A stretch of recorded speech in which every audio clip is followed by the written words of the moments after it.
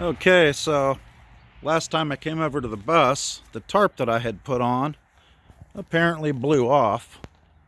So we're going to have to come up with plan B for covering the windows here. I don't think the tarp can be trusted. I just don't think the grommets are strong enough. So my thought is I'm going to mostly shield the windows by doing, there's the tarp there, by doing some quick rivets. You see the top hole here.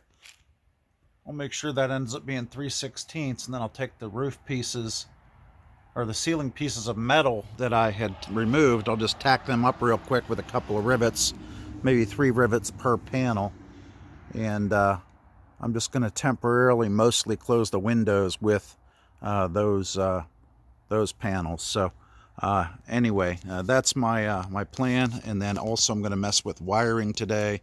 I'm going to try to delete inside wiring and get the close contact alarms fixed for what were the emergency windows so that the bus will start again. So that's the plan for today. We'll see where we get. All right, so I've started getting these side panels off. They were already unscrewed, but I needed to use the impact hammer hanging on the hose over there on the wall to go from the outside and catch this lip here and lift it up over, vibrating it up over, and then we're going to get rid of this insulation. And then down in the pockets here you've got fiberglass insulation instead of this foam stuff. I'm not sure why they have a different insulation, but we'll be pulling that out before we spray foam all that insulation there. But right now I'm just trying to get the metal off the sides. As you can see, with each round of demo, the place gets messier.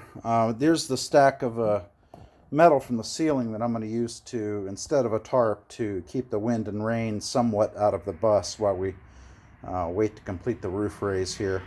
I think instead of rivets, actually, I'm going to just use the some of the screws that came out of the ceiling itself. It should be quicker and easier to remove. So it's going to go into these top holes.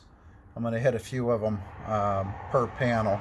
So might be probably about 3 panels per side to temporarily close the window holes, just to keep some rain and snow and wind out of the bus so it's still workable. So that's the plan.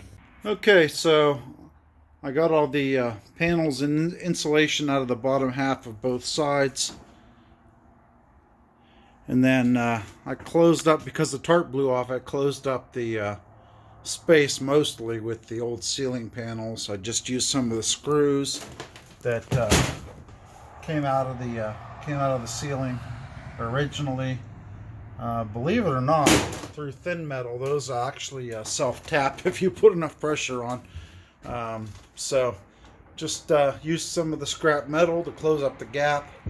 Hopefully that will work a lot better than the tarp, which blew off. So that's where I'm at. I think that might be it for today.